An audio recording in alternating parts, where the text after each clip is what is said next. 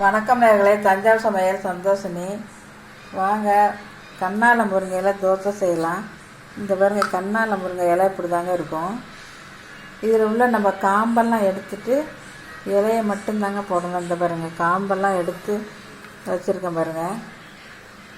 நடுவில் உள்ள காம்பெல்லாம் எடுத்து வச்சுருக்கோம். சளிக்கு நல்லதுங்க. இதில் அவ்வளோ சத்து இருக்குது. ரொம்ப டேஸ்ட்டாகவும் இருக்கும். சளி பிடிச்சிருந்தாலும் பிடிக்காமல் இருந்தாலும் நம்ம இதை சாப்பிட்லாங்க. உடம்புக்கு அவ்வளவு நல்லது. வாங்க, அரிசி ஊற வச்சுருக்கேன். ஒரு 5 மணி நேரம் 6 மணி நேரம் அது ஊறலாம். மிளகு போட்டிருக்கேன். இந்த அரிசிக்கு இந்த அளவுக்கு போட்டால் போதும். மிளகு, ஜீரகம், உப்பு, அவ்வளோதாங்க. தோசை சுடுறதுக்கு நல்லெண்ணெய் இல்லாட்டி நெய் போட்டுக்கலாம், நல்லெண்ணெய் போட்டுக்கலாம். அவ்வளவுதாங்க. இதுக்கு சூப்பராக இருக்கும். நீங்களும் செஞ்சு பாருங்கள். வாங்க, இப்போ இதை நம்ம அரைச்சிட்டு வந்துடலாம்.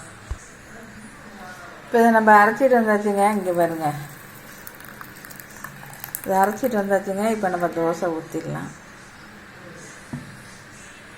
தோசை கல் போட்டிருக்கேன். இப்போ கல் காஞ்சிட்டுங்க. நம்ம இப்போ தோசை ஊற்றிடலாம். வாங்க, வேறு இந்த அளவுக்கு நம்ம கரைச்சிக்கிட்டே போதுங்க. இந்த அளவுக்கு தண்ணியாக கரைச்சிக்கலாங்க. அதுதான் தோசை நல்லாயிருக்கும், ஒரு முருன்னு.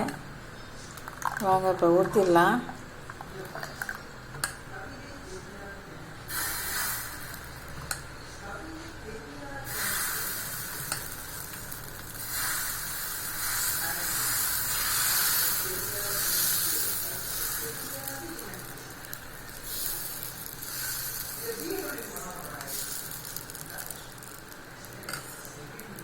எண்ணெய் ஊற்றிடலாங்க. சுற்றி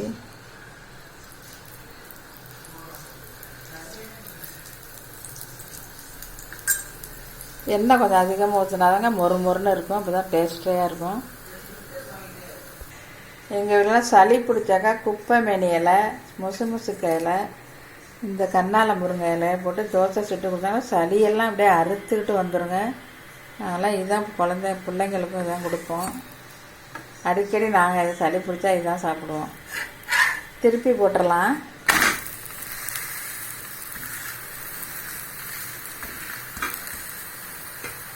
வேகட்டுங்க. இப்போ எடுத்துடலாங்க தோசையை.